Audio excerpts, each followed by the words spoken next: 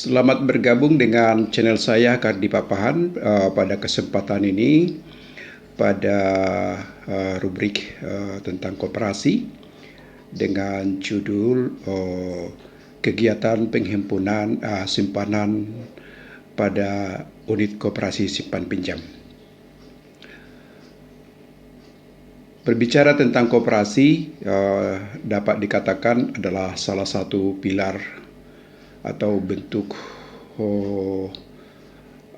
yang bisa merupakan pelaku kegiatan ekonomi atau kegiatan pembangunan di samping badan-badan usaha lainnya seperti perusahaan swasta dan juga tentunya badan usaha milik negara. Koperasi salah satu bentuk dari usaha bersama dari masyarakat untuk mencapai tujuan bersama. Di dalamnya juga bisa terbentuk usaha unit simpan pinjam atau juga bisa koperasi dalam bentuk koperasi simpan pinjam, di mana seluruh usahanya adalah terkait dengan koperasi simpan pinjam. Sedangkan kalau unit usaha simpan pinjam berarti koperasi yang bersangkutan adalah bagian dari beberapa atau lebih dari satu usaha yang dijalankan oleh koperasi yang bersangkutan. Tentu kegiatan koperasi simpan pinjam atau unit simpan pinjam pada koperasi dapat dikatakan merupakan penyelenggaraan kredit mikro ya untuk customer atau anggota atau segmen pasar yang menggunakannya. Berbicara masalah kredit mikro tentu dikaitkan dengan di samping koperasi simpan pinjam atau unit simpan pinjam juga ada namanya lembaga keuangan mikro. Apa perbedaan koperasi yang terkait dengan simpan pinjam dengan lembaga keuangan mikro? Ya tentu segmen utama dari pasarnya atau sasaran dari misalkan produk keuangannya adalah dari konteks atau dalam konteks mikro. Cuma lembaga keuangan mikro yang disingkat juga dengan LKM tunduk kepada undang-undang terkait dengan lembaga keuangan mikro ya seperti Undang-Undang Nomor 1 2013. Sementara koperasi tunduk kepada Undang-Undang tentang koperasi sebagaimana diatur di dalam Undang-Undang Nomor 25 Tahun 1992. Bentuk lembaga keuangan mikro dan koperasi yang memang bidang usahanya adalah koperasi simpan pinjam atau koperasi yang memiliki unit usaha simpan pinjam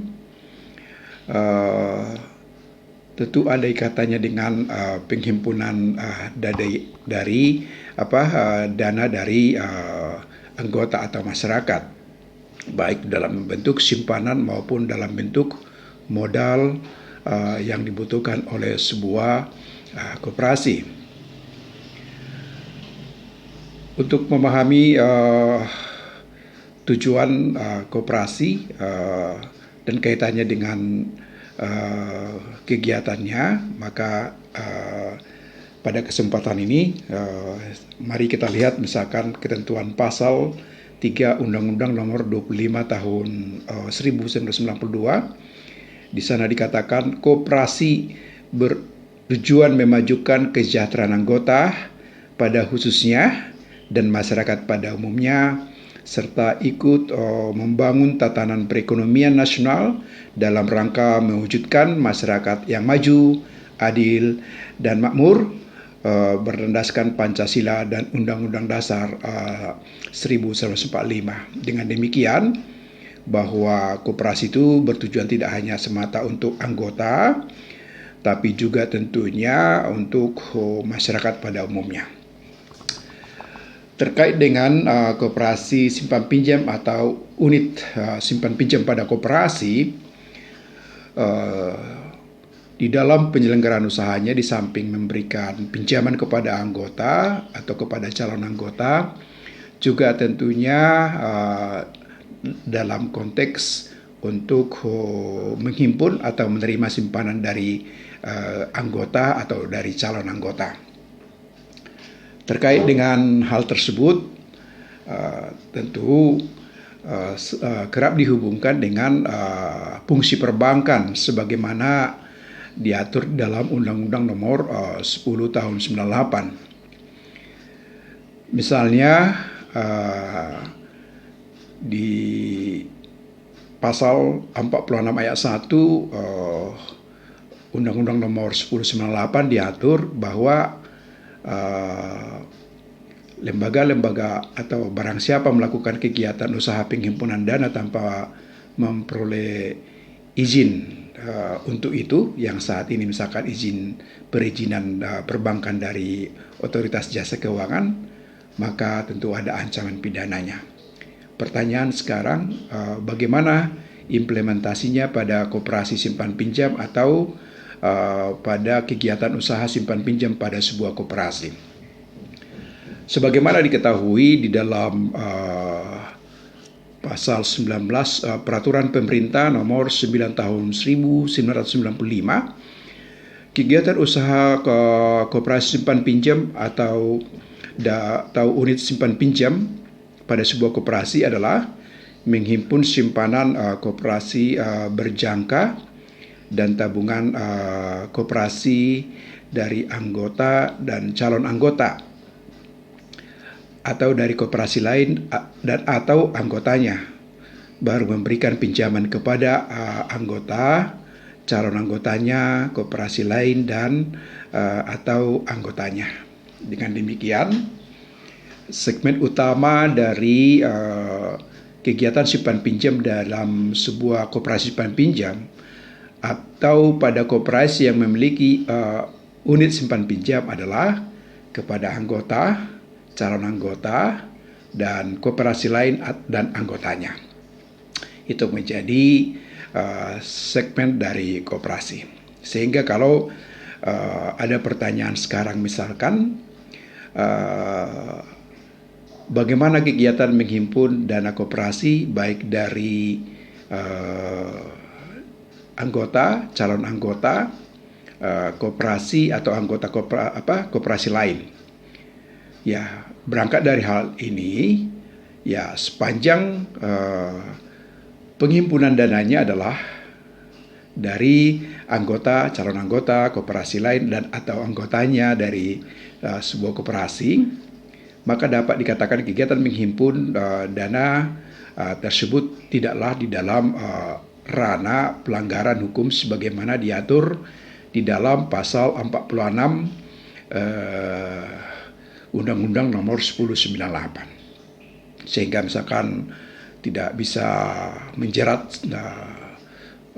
pengurus atau pegawai koperasi simpan pinjam atau koperasi yang memiliki unit simpan pinjam kalau memang koperasinya telah memiliki status sebagai koperasi sebagaimana diatur di dalam Undang-Undang Nomor 25 Tahun 92. Ya, tidak bisa tentunya dimasukkan ke dalam ranah pelanggaran hukum sebagaimana maksud di dalam pasal 46 ayat 1 Undang-Undang Nomor 10 Tahun 98. Apa yang dimaksud dengan calon anggota? Tentu disebutkan di koperasi simpan pinjam atau koperasi yang memiliki unit simpan pinjam disebutkan calon anggota ya karena misalnya yang bersangkutan atau calon anggota belum misalkan memenuhi sebagai syarat anggota, misalkan belum melakukan pembayaran atau penyetoran terhadap simpanan wajib atau pokok dan namanya misalkan belum terdaftar di daftar anggota. Tentu perbedaan calon anggota dan anggota di koperasi tentu ya kalau anggota tentu ya memiliki hak di dalam rapat anggota tahunan misalkan untuk menentukan berbagai kebijakan yang terkait dengan koperasi Sedangkan misalkan kalau calon anggota ya cuma mendapat manfaat dari sisi misalkan hasil investasi dari penempatan dari simpanan yang dilakukan. Di dalam pasal 18 ayat 2 Peraturan Pemerintah nomor 9 tahun 95 dikatakan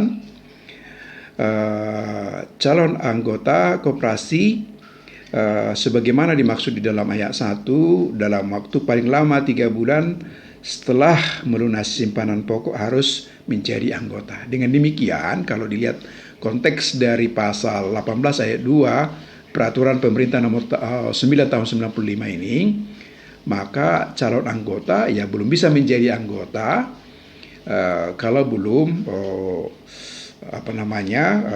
melunasi simpanan pokok. Dengan demikian, bisa saja posisi dari seorang yang menempatkan dananya di koperasi simpan pinjam atau pada koperasi yang memiliki unit simpan pinjam sebagai calon anggota. Tentu yang berbeda nanti hak dan kewajibannya ketika menjadi sebuah atau menjadi anggota dari sebuah koperasi simpan pinjam atau koperasi yang memiliki fungsi unit simpan pinjam.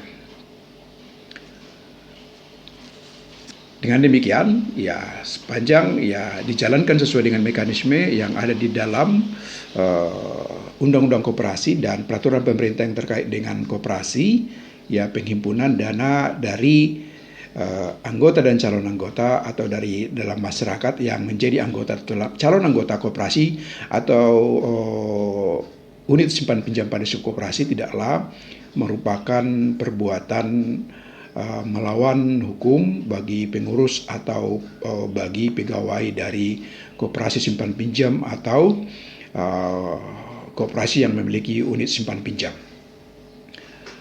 Terkait dengan pembayaran kompensasi atau katakanlah sejenis hasil investasi dari penempatan dana pada simpanan yang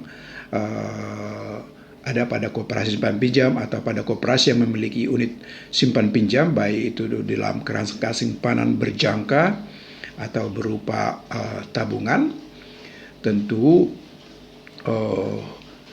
bagaimana proses pembayaran hasil investasi dan pencairannya, tentu itu bagian dari konten atau isi dari sebuah produk yang ada pada koperasi simpan pinjam atau pada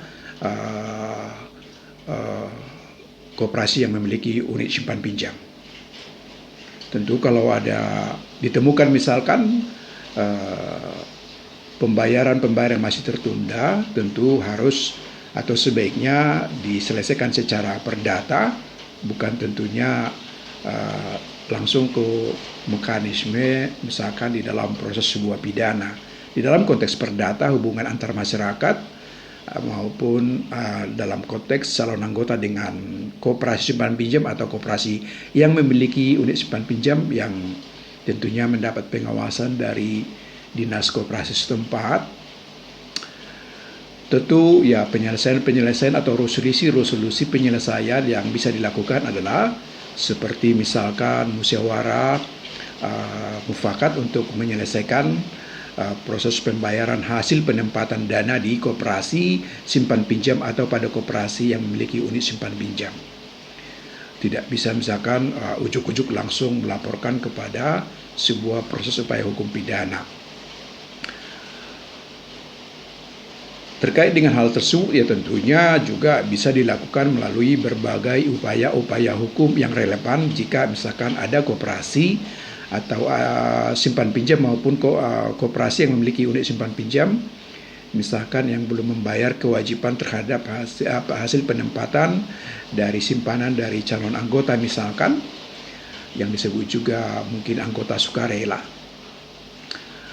Di dalam bentuk upaya hukum perdata seperti misalkan melalui upaya gugatan uang prestasi maupun upaya gugatan melalui perbuatan melawan hukum. Tentu sebelum calon anggota dalam sebuah koperasi menempatkan dananya di sebuah koperasi, ya sudah memahami risiko-risiko yang terkait dengan penempatan dana pada koperasi, sehingga janganlah misalkan ketika ada masalah-masalah di dalam penempatan dana, misalkan langsung memilih upaya hukum pidana ya sebagai bentuk aksi-aksi yang dilakukan. Tentu memilih upaya-upaya hukum pidana bisa dilakukan ketika misalkan ada unsur-unsur atau ada dugaan unsur-unsur pidana yang memang telah dilanggar oleh sebuah koperasi simpan pinjam atau koperasi yang telah memiliki unit simpan pinjam. Demikianlah podcast ini, untuk dilanjutkan nanti pada pembahasan koperasi berikutnya. Silakan di subscribe, di like, dan di share untuk pembahasan lebih mendalam lagi tentang koperasi, khususnya